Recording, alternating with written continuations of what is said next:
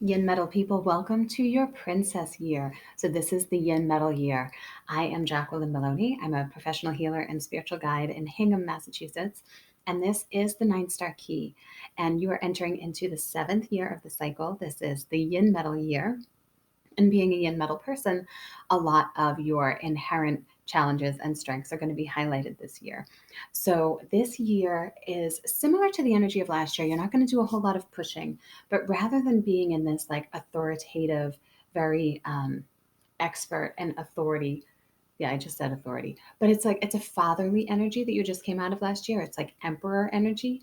This year is princess energy. So the princess is also highly regarded in society, but it's in a very different way than the emperor. So the emperor like clears his throat and everybody listens.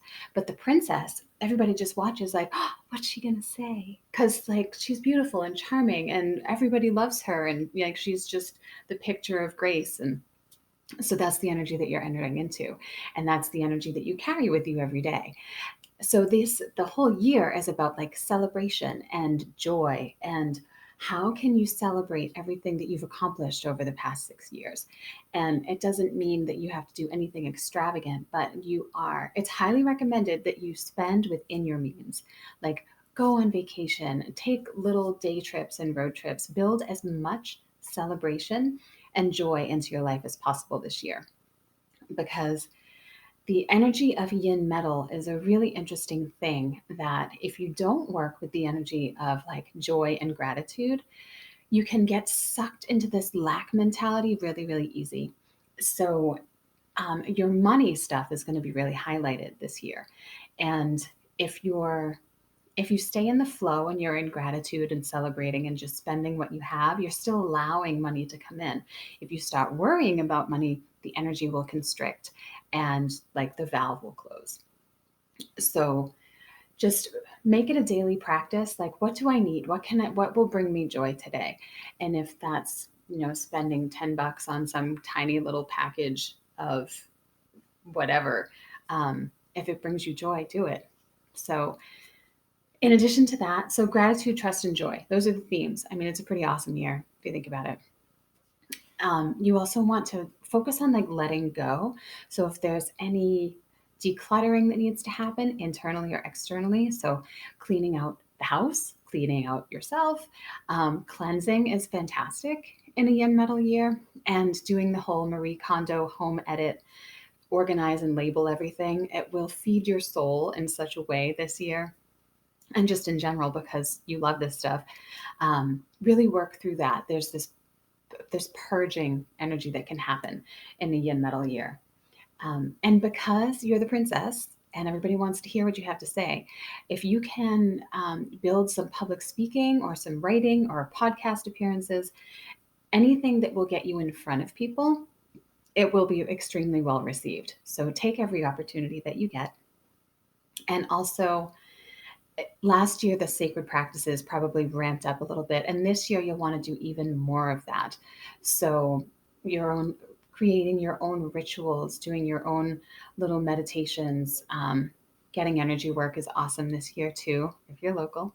um, or I can hook you up with people all over the place because that's how our school works. But getting into more sacred practice and ritual, this energy, there's a holiness that comes with metal energy, and you're going to feel that a lot this year. Now, because it's the princess doesn't have a whole lot of chores. This is joy and ease and grace.